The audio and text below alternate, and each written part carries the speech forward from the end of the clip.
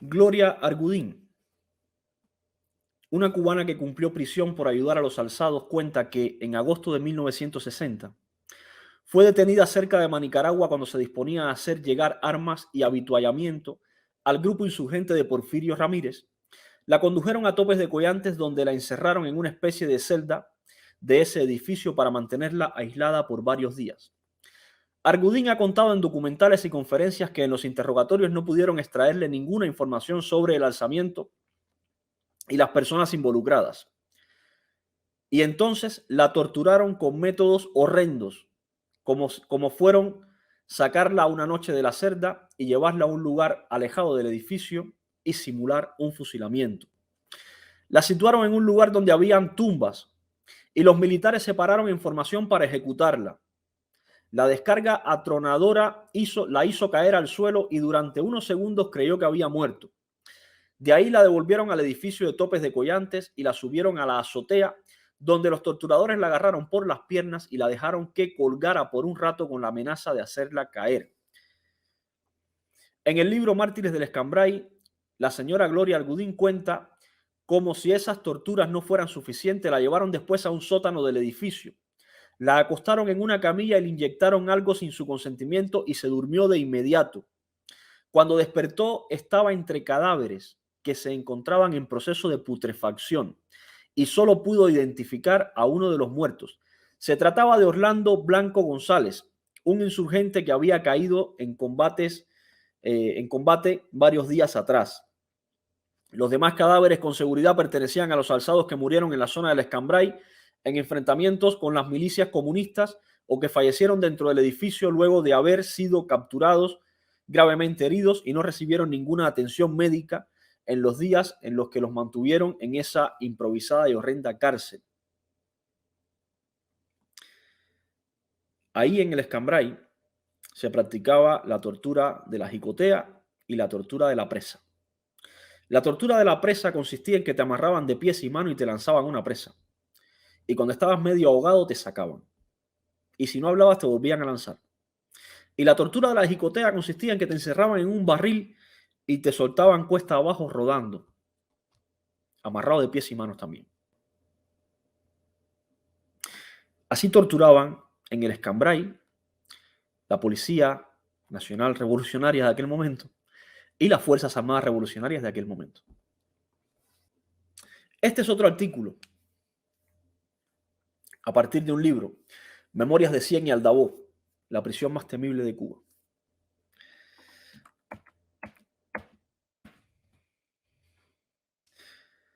Se listan varios artículos en esta página con nombre y apellido de las personas que lo escriben. Este artículo de Eduardo Prida dice: la orientación en tiempo y espacio, los hábitos de vida para el mantenimiento de las conductas biológicas o vitales como la alimentación, el descanso y el sueño, como elemento reparador de la energía nerviosa, son totalmente rotos. Y a nivel psicológico, el concepto de sí mismo pudieran destacarse entre muchos otros factores de la personalidad.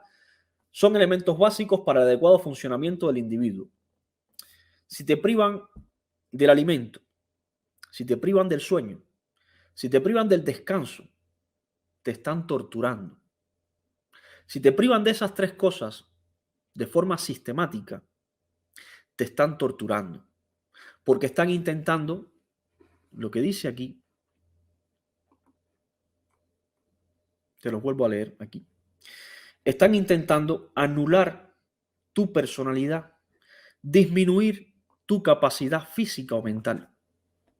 Eso que te despierten cada 10 minutos, como le hicieron a Carla, para interrogarla durante noches y noches, cada 10 minutos, que te hagan eso es tortura.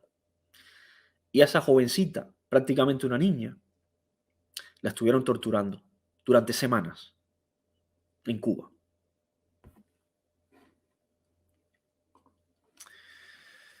Este modelo de trato al prisionero político fue copiado de los soviéticos y se introdujo desde los primeros tiempos del poder revolucionario por los asesores de la KGB a través de Osvaldo Sánchez, organizador de la seguridad del Estado, y Víctor Piña, organizador de la Fuerza Aérea Revolucionaria y de la contrainteligencia militar, y más tarde ayudante del ministro de la FARC.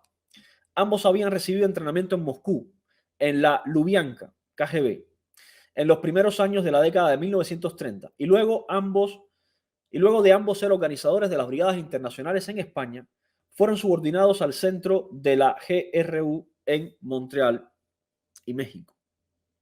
Torturan a travestis en prisiones camagüeyanas. Autor Dania Virgen García. Desde la prisión provincial de Cerámica Roja en Camagüey, al oriente de Cuba, informa el preso Rolando Castro Sánchez sobre los maltratos a que son sometidos los presos homosexuales y particularmente los travestis. Asegura Castro Sánchez que estas personas son tratadas como animales, recibiendo todo tipo de maltratos y desprecios, torturas y golpizas por parte de los funcionarios de orden interior en la prisión. Dice también que algunos de estos presos llegan a ser asesinados por el solo hecho de su identidad sexual. Esto es en la actualidad, en Cuba. Entre comillas, una cita. Los obligan a que se vistan como hombres, les quitan todas sus prendas de vestir y se las botan. Los ofenden diciéndoles maricones asquerosos, que debían haberse muerto antes de haber nacido, y que Mariela, la hija de Raúl Castro, es otra invertida que les permite hacer esas cosas. Los funcionarios de orden interior, con el conocimiento de los jefes de las prisiones, cometen a diario abusos contra los transvestis en las prisiones Cerámica Roja, Kilo 7 y la 26, todas en Camagüey. En la prisión Kilo 7, el jefe de grupo, Fidel, más conocido como el Pelicolorado, sorprendió con su pareja al travesti que llaman Marisol, de 18 años de edad, de raza negra, y le condujo para una celda de castigo, donde le propinaron una golpiza tan severa que lo dejaron casi muerto. En esas condiciones lo esposaron a la reja, le quitaron la ropa y le introdujeron por el ano una tonfa, lo que provocó que tuviera que ser ingresado en estado grave por 16 días en el hospital Amalia Simoni de la ciudad de Camagüey. Esto son testimonios que ponen los pelos de punta. Pero es que aquí están con nombre y apellido los testimonios.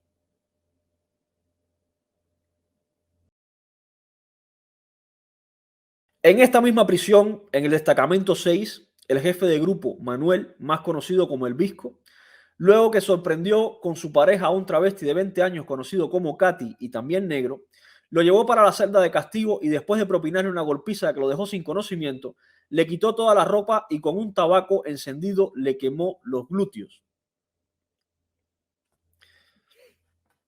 En el destacamento 3, el jefe de orden interior conocido como Yelier quitó al travesti Cintia de 22 años y también negro todas sus pertenencias de vestir y se las rompió. Cuando con una cuchilla de afeitar trataba de romper una falda que tenía puesta el joven, le ocasionó una herida de 10 puntos en el glúteo izquierdo. En el destacamento 10, el segundo jefe de orden interior, Sayas, atrapó al travesti Madonna de 21 años acostado con su amigo, el travesti Marlene, de 25 años. Se llevó a los dos para la celda de castigo y junto a 7 funcionarios de orden interior los obligaron a que se besaran mientras se burlaban y después a beber un cubo de orine.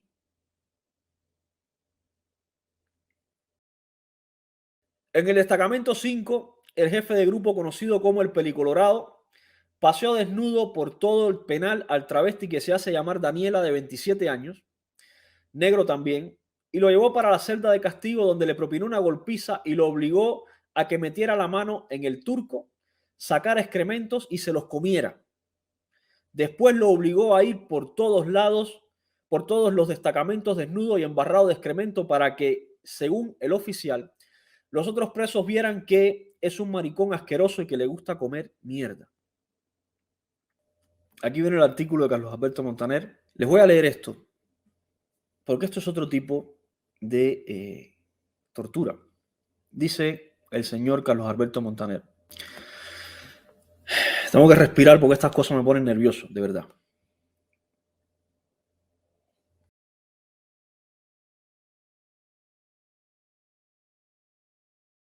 Sebastián Arcos, uno de los héroes de la resistencia cubana durante la tiranía, el luchador contra Batista y contra Castro, expreso político, es catedrático de la Universidad fundador junto a su hermano Gustavo y Ricardo Bofill del Comité Pro Derechos Humanos, murió rodeado de sus hijos, de su mujer, de siempre, la entrañable María Juana, de unos cuantos amigos forjados en los calabozos y en el infortunio.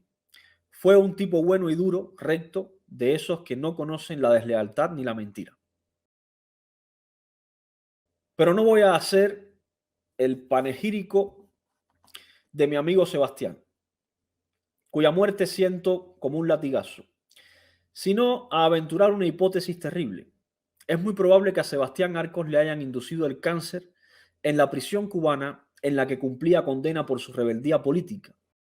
A sus carceleros les gustaba presumir de ello. A Leonel Morejón Almagro se lo advirtieron. Te vamos a meter en la celda que ocupa Sebastián para que te enfermes de cáncer como él. Y lo cierto es que cuando Sebastián se quejaba del dolor de espalda y lo llevaban al médico de la prisión, el diagnóstico solía ser clínicamente benigno. No es nada, solo las vértebras fatigadas y los músculos. Al fin, cuando lo dejaron marchar al exilio, la metástasis era implacable y el gobierno ya lo sabía. Por eso autorizaron su expatriación. No querían otro mártir en las cárceles cubanas y menos de esa dimensión internacional. Cuando llegó a Miami, apenas media hora les tomó a los médicos establecer el diagnóstico correcto. Ya no había posibilidades de curarlo. Cuando más, solo se podía alargar su vida y reducir el dolor con una piadosa combinación de morfina y nervios cercenados.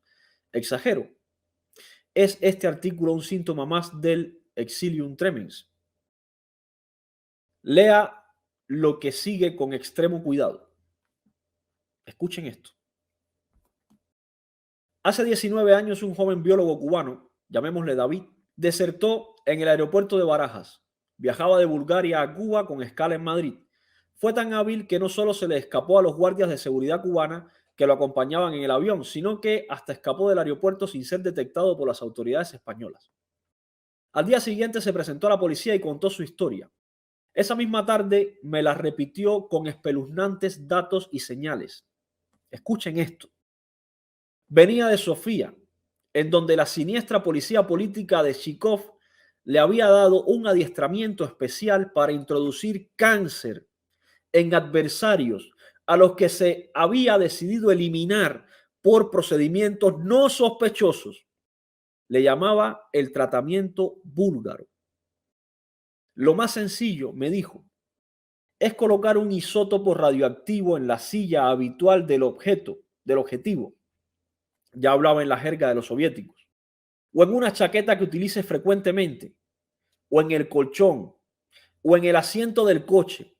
Al cabo de pocos meses, hay una gran posibilidad de que se inicie un proceso canceroso en el mediastino. Un isótopo radioactivo no es un elemento extraño.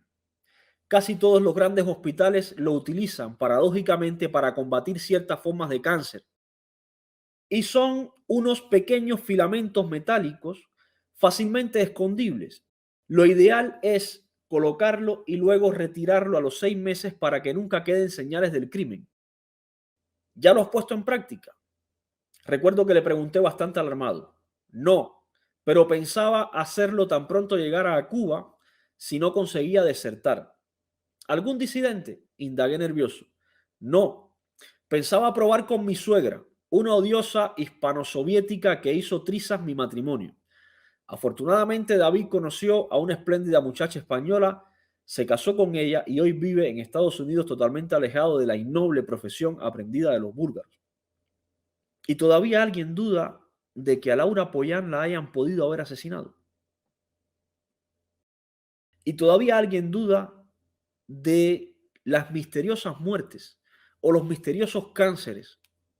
No solo de disidentes cubanos, no, de generales cubanos también que de pronto se mueren misteriosamente, así. Esta gente es el terror hecho sistema. Claro,